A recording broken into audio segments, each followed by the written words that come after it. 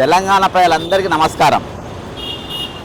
మన తెలంగాణ రాష్ట్రంలో చాలా ప్రెస్టీజియస్గా ఒక దిక్కు అన్నదాతలు కష్టపడతా ఉంటే, నిరుద్యోగులు రోడ్డెక్కుతూ ఉంటే, ముఖ్యమంత్రి రేవంత్ రెడ్డి గారు చూసి ఎక్కడ కూడా అప్పు కూడా పుట్టని పరిస్థితి వల్ల అంత ఆర్థిక సంక్షోభంలో కూడా ముఖ్యమంత్రి గారు ప్రపంచ స్థాయిలో హైదరాబాద్ అనేది మొత్తం తెలవాలి, ఎక్కడ పోయినా నాకు అప్పు పుట్టాలి, ఎక్కడ పోయినా నాకు రెడ్ కార్పెట్ వేయాలి, ఈ రాష్ట్రానికి మంచి పేరు చేయాలనే ఉద్దేశంతో ముఖ్యమంత్రి రేవంత్ రెడ్డి గారు మరి ఆయన ఇక్కడ ప్రపంచ సుందరీకరణ పోటీలు పెట్టిండు. మరి ఆ సుందరీకరణ పోటీలల్లో లాభం కంటే ఈరోజు ప్రపంచవ్యాప్తంగా తెలంగాణకు భారతదేశానికి కూడా చెడ్డ పేరు వచ్చే విధంగా ఈరోజు ఒక నిర్వాహకులు ప్రవర్తించారు. నేను మొన్నటి దినాన మొన్న శుక్రవారం మధ్యాహ్నం 2 గంటలకు ఉమెన్ ఎవరైతే ఈ కమిటీ ఉందో ఆ కమిటీ ఉమెన్ సేఫ్టీ కమిటీ వాళ్ళను మేడం గారి చికా గోయల్ గారి ఆధ్వర్యంలో కమిటీ వేసిండ్రు. ఆ కమిటీ రిపోర్ట్ మొన్న 2 గంటలకు ఇస్తుందన్న పొద్దుగాల తెలిసింది. అందులో కాంగ్రెస్ ఇప్పుడు ఉన్నటువంటి చైర్మన్ ఎవరైతే ఫయ్యం ఖురేషి ఉన్నాడో, తెలంగాణ మైనార్టీ రెసిడెన్షియల్ స్కూల్స్ చైర్మన్గా ఉన్నాడు, ఆయన పేరు వచ్చింది. మరి ఆయన తర్వాత ఇంకా అనిల్ కుమార్ యాదవ్ ఎంపీ గారి పేరు కూడా వచ్చింది. సరే, ఆయన ఎంబడుండని పెట్టిండ్రో ఏందో ఆయన పేరు కూడా పెట్టిండ్రు. మరి మధ్యాహ్నం ఇవ్వాల్సిన రిపోర్ట్ ఒకటిసారి ఎందుకు ఆగిపోయింది నాకు పక్కాగా తెలుసు. అయితే అదే రోజు సాయంత్రం నేను ఆల్రెడీ దాని మీద ఒక వీడియో చేసి పోస్ట్ చేస్తే మన ఈ ఫయ్యం ఖురేషి రాజేంద్ర నగర్ పోలీస్ స్టేషన్లో కొంతమంది సోషల్ మీడియా వాళ్ళు నాకు పరువు ఉంది, నాకు మర్యాద ఉంది, నాకు గౌరవం ఉంది, అవన్నీ భంగం కలిగించే విధంగా సోషల్ మీడియా ఛానళ్ళు యూట్యూబ్ ఛానల్ వ్యవహరిస్తున్నాయని ఫిర్యాదు చేసిండు. సరే, ఇక నేను దాని తర్వాత అసలు ఈయన పోయిండో లేదో శుద్ధపూస కావచ్చు, దాని గురించి మనం తెలుసుకుందామని చూస్తే ఏకంగా ముఖ్యమంత్రి రేవంత్ రెడ్డి గారితోనే ఇది నేను ఫుటేజ్ నేను తీసిన, ముఖ్యమంత్రి రేవంత్ రెడ్డి గారితో బాజాప్తా లోపలికి పోయిండు. చౌమల్లా ప్యాలెస్లో ఇది. ఈయన ఏ హోదాలో పోయిండు? ఈయన ఒక మంత్ర, ఒక అంబాసిడరా, ఒక టూరిజం మినిస్టరా, లేకుంటే ఈయన ఏ హోదాతోని లోపలికి పోయిండు? ఎట్లా రానిచ్చిండ్రు? ఒకటి, ఈరోజు ఒక ముద్దాయి ఒక ఆరోపణ వచ్చినటువంటి వ్యక్తి ఎవరితో పోయినా వాళ్ళని కూడా ఏ విధంగా లోపలికి వచ్చిందని చెప్పాలి. ఈరోజు ఈయన కార్పొరేషన్ చైర్మన్ అయితే మరి దాదాపు 30 మంది కార్పొరేషన్ చైర్మన్లు ఉన్నారు. మరి వాళ్ళందరినీ కూడా పిలవాలే కదా. మరి మంత్రులు కూడా దాదాపు 30 మంది ఉన్నారు, మంత్రులను కూడా పిలవాలే కదా. అంతమంది మంత్రులు కేవలం శ్రీధర్ బాబు, కొండ సురేఖ, ఉత్తమ్ కుమార్ రెడ్డి వీళ్ళు ఒక 5-6 పిలిచిండ్రు, తక్కిన పిలువలే. అంటే వీళ్ళందరికంటే గొప్పడా అయినా? తక్కిన 20 మంది మంత్రుల కంటే ఈయన గొప్పడా? తక్కిన 30 మంది కార్పొరేషన్ చైర్మన్ గొప్పడా? ఈయన ఏ విధంగా లోపడొచ్చిండు? నా డిమాండ్ ఒకటే, ఈయన ఎక్కడెక్కడ తిరిగిండో ఆ సీసీ ఫుటేజ్లు మొత్తం బయట పెట్టాలి.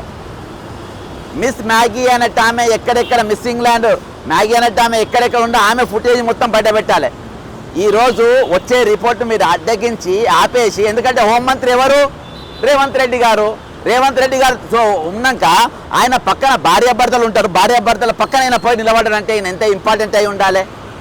కాబట్టి ముఖ్యమంత్రి చాలా సన్నిహితంగా ఉన్నాడు. కాబట్టి ఇది నంబర్ 1. రెండో పాయింట్, అక్కడ మిస్ మ్యాగీకి ఒక క్రెడిబిలిటీ ఉన్న పర్సన్ నేను ఎందుకంటా అంటే, ఆమె నేను వేరే పార్టిసిపెంట్ అయితే నేను పట్టించుకోను. ఈమె ఎవరంటే మిల్లా Maggi miss England 2024 strong advocate for CPR. అంటే గుండె జబ్బులు వచ్చిన వాళ్లకు, గుండె హఠాత్తుగా ఆగిపోయిన వాళ్ళకు, అంటే కరోనా తర్వాత గుండెలు ఎక్కువ శాతం ప్రపంచవ్యాప్తంగా ఆగి చచ్చిపోతుంది. అందులో మిస్ మ్యాగీ వాళ్ళ ఇంట్లోనే వాళ్ళ తాత, వాళ్ళ అమ్మమ్మలు చాలామంది చనిపోయినారు హార్ట్ ప్రాబ్లంతో. కాబట్టి సిపిఆర్ గురించి తెలియక చాలామంది చచ్చిపోతున్నారు. ఇది ఇంగ్లాండ్ మొత్తం ఈమె స్కూళ్ళు కాలేజీలో తిరిగి ఈ కార్యక్రమం పెట్టింది, క్యాంపెయిన్ చేసింది. అలా ప్రిన్స్ చార్లెస్ కూడా పిలిచి ఈమెను అభినందించిండు. ఈమె ఒక పర్పస్తో ఇందులో పాల్గొన్న ఈమె పర్పస్ ఏంటంటే, నేను ఇందులో పాల్గొంటే ప్రపంచవ్యాప్తంగా ఫ్రీగానే టూర్ చేయొచ్చు సంవత్సరం పాటు. కాబట్టి ప్రపంచవ్యాప్తం నలుమూలలో పోయి సిపిఆర్ గురించి స్కూళ్ళల్లో, కాలేజీలల్లో, ప్రజలల్లో నేను అవగాహన తీసుకొస్తా అని చెప్పేసి ఆమె వెళ్ళినటువంటి పరిస్థితి. అందుకని ఈమె స్టేట్మెంట్ చాలా బాగుంటుంది. నేను దీనికోసం ఈరోజు ఆగిపోయి అనేకమైన గుండెలకు ఈమె చప్పుడు వినిపించే పరిస్థితి వస్తుంది కదా అని నేను అనుకున్నా. అటువంటి దాన్ని దుర్మార్గులు, ఈ తెలంగాణ ముఖ్యమంత్రి పక్కన ఉన్నటువంటి దుర్మార్గులు, ముఖ్యమంత్రి ఆ ఇండైరెక్ట్ సపోర్ట్తోని ఈరోజు లోపలి తీసుకుపోయి వదిలేసి నువ్వు ఏమన్నా చేసుకో అన్నట్టుగా వాళ్ళని వదిలేస్తే ఈరోజు వాళ్ళు స్వేరా విహారం చేసి ఇటువంటి లేడీ ఎవరైతే ప్రపంచానికి పనికొచ్చేదో ఆగిపోయే గుండెలను కొట్టుకునేటట్టు చేసే ఒక ప్రక్రియను ప్రపంచవ్యాప్తంగానే చాటి చెప్తా అని చెప్పిందో అటువంటి ఆమెను పారిపోయేటట్టు చేసిండ్రు.